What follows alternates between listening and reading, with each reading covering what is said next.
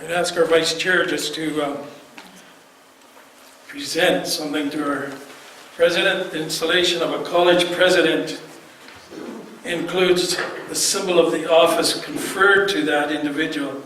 This evening we present Dr. Martini with the President's Medallion featuring the school's crest, which is part of the presidential academic regula and symbols the authority in this office, the legal mark of the college.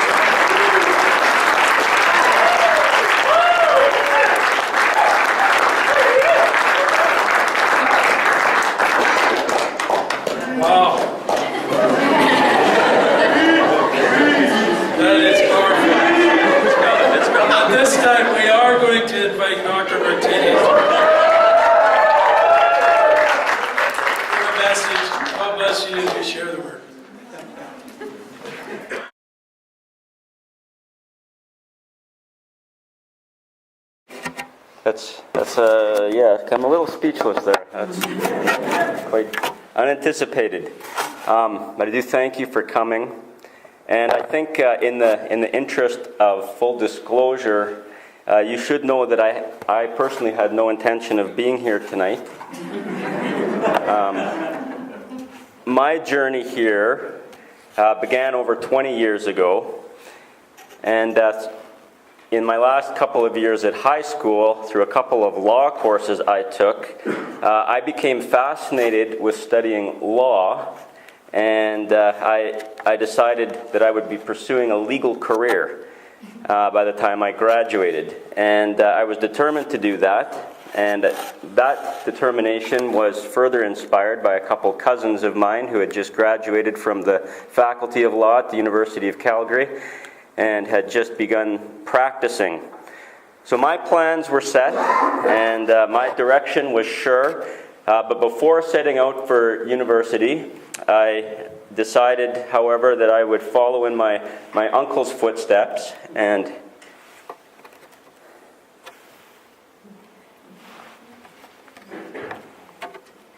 that wasn't in the script either there. And I was going to take a year at Bible college. So I did, and that turned out to be an awkward decision with some lifelong consequences. During my first year, my first semester at Bible college, and during a class that really had nothing to do with anything that came next, God grabbed hold of me. And he completely, sorry.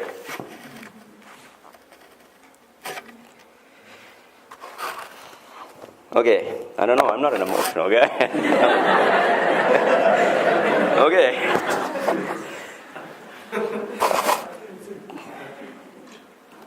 God grabbed hold of me in that class and had nothing to do with the class or any of the subject, but he completely and instantly reoriented my life.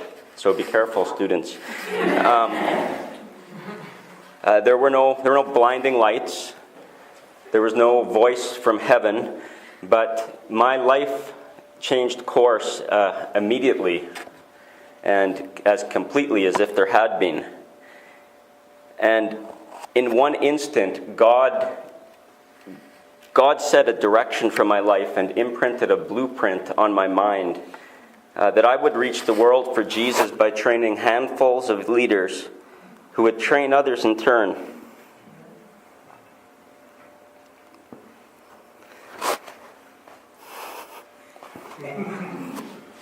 So now it's going to go a little bit longer.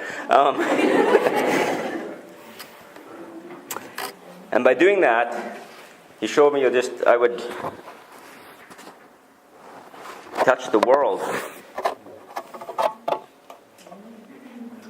So, there's no rewind here, eh? Okay. I'm really not emotional. You don't believe me. Well, I'm emotional, but I'm not a cry emotional. So, I'm Italian. So, anyway.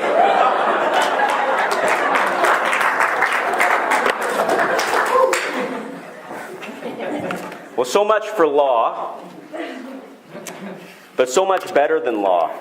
And the past 20 years of my and my wife, Nicole's life can only be described as, she'll probably say as an understatement, but as a tunnel-visioned commitment to doing whatever was necessary to achieve the calling. And yeah, that meant accumulating some degrees. It meant moving around, moving out of country. It meant working at sometimes less than desirable jobs, living in sometimes less than desirable circumstances, and often stumbling, often struggling, often feeling inadequate to the call, but being always the recipients of God's unmerited grace. As we pursued His call. And what's remarkable about that call, and specifically about the blueprint that God placed on my mind, is how unremarkable it is. Because really there's nothing novel about it. We've seen it all before. The Gospels portrayed Jesus wandering the Judean countryside, teaching about God's kingdom and collecting an assortment of followers. Mark makes the point that Jesus taught as one who has authority, not as the scribes. And immediately in Mark, and everything in Mark is immediate, as you'll learn a New Testament intro, Jesus calls together a band of disciples to follow Him and with Him to advance God's kingdom. In John, Jesus proclaims boldly that His teaching is not His own, but directed from God. And Jesus speaks faithfully only what He hears from His Father. And He promises His disciples that the Spirit of truth will likewise disclose to them all that Jesus said and will continue to say. Matthew structures his entire gospel around the teaching ministry of Jesus. 5 big chunks of red letters. And throughout Matthew, Jesus is portrayed as the teacher extraordinaire, instructing disciples how to live in and how to advance God's kingdom. And at the gospel's end, the very last verses, Jesus transfers His teaching responsibilities to His disciples, commanding them to go, baptize, and teach. In every portrayal, Jesus came to teach, to advance God's kingdom, and He prepared His disciples to carry on His mission.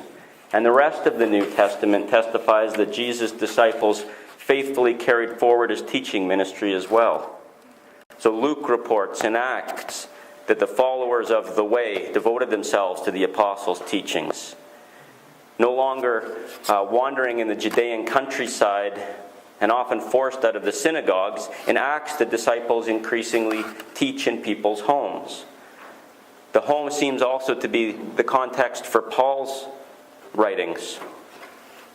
And Paul introduces us to teaching as a designated spiritual gift. And in the so-called pastoral epistles to Timothy and Titus, now really all the epistles are pastoral, but the pastoral epistles and in the writings from Peter and Jude and John, we see a growing concern to distinguish between right and false teachings. And this concern heavily marks the early centuries of the church following the New Testament, and we see that Jesus' emphasis on teaching continued to be passed down throughout Christian history. Speaking here only slightly tongue-in-cheek, arguably the first Christian institution to be established after the formation of the church was the Bible College. Even while some of the final New Testament books were still being written, before, in fact, we had a New Testament canon, the first Bible schools began to appear.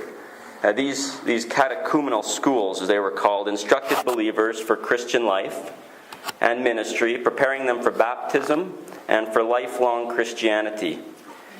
And over the centuries, those schools expanded their curriculum to include philosophy and logic and rhetoric, but they remained the dominant form of Christian instruction until the 5th century, the Middle Ages.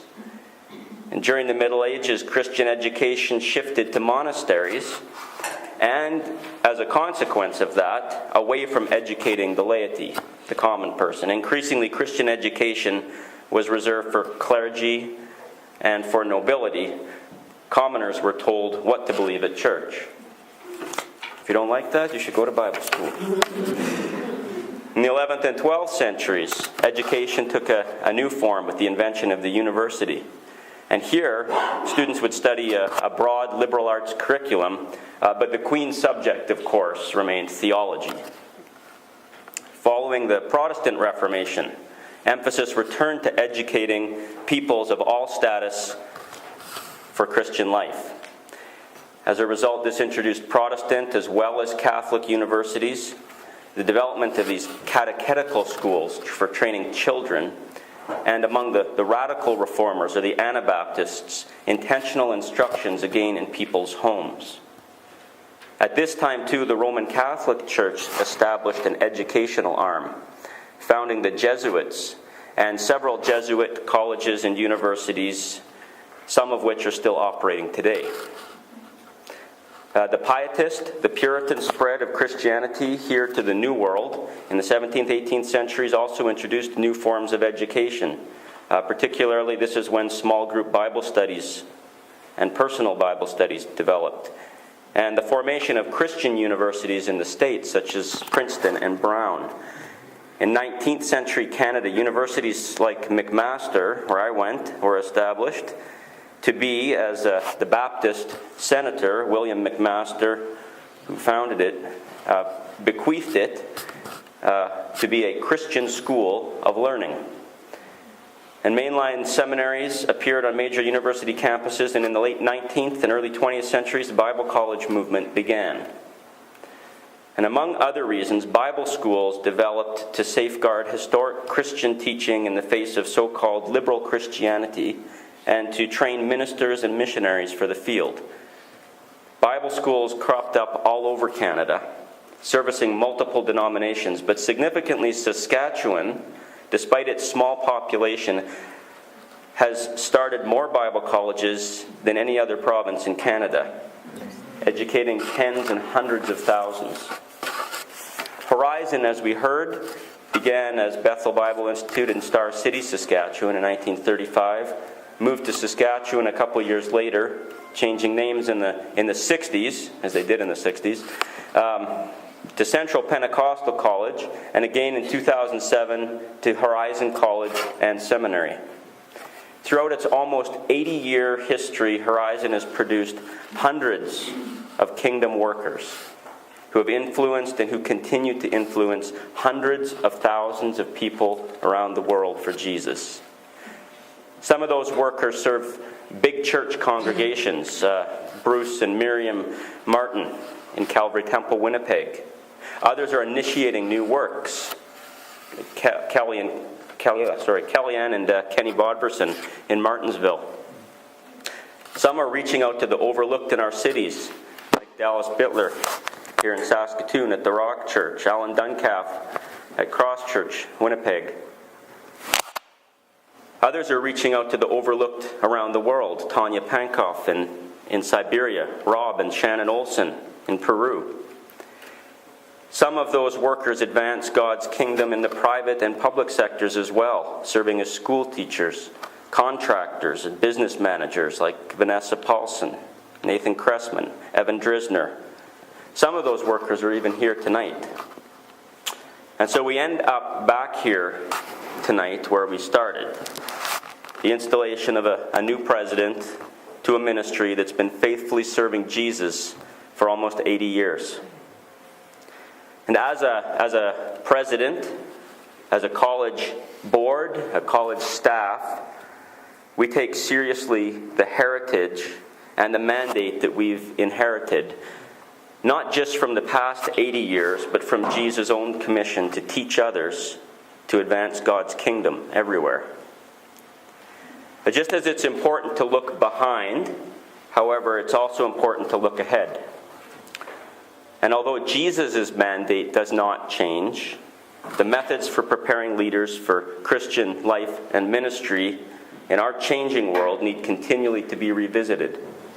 So I'm going to conclude tonight briefly by looking ahead at horizon in the next 3 to 5 years, sketching in part the horizon that we see. In the next 3 to 5 years, we see ourselves keeping attuned to heaven, staying in step with and operating under the power and guidance of the Spirit of truth. We see ourselves becoming the college of choice within our supporting constituencies of the Saskatchewan and Manitoba Northwestern Ontario districts of the PAOC, as well as within the broadly evangelical community here in Saskatoon and area. We see ourselves pursuing partnerships increasingly with other like-minded denominations and groups, serving together more effectively to advance God's kingdom around the world. We see ourselves functioning with financial health and vitality, investing ever-increasing resources into being our best at preparing leaders for Christian life and ministry. We see ourselves innovating relevant curriculum that prepares students spiritually, morally, practically, theologically, and relationally to be their best as godly, Christ-like, and Spirit-filled leaders. I thank you for your prayers, for your support and your encouragement as we direct this college forward to be the ministry that God intends it to be. And on behalf of my family and faculty and staff and maybe the board too, thank you for coming tonight. I know you get another word here, so we wish you every good blessing. So thank you for coming.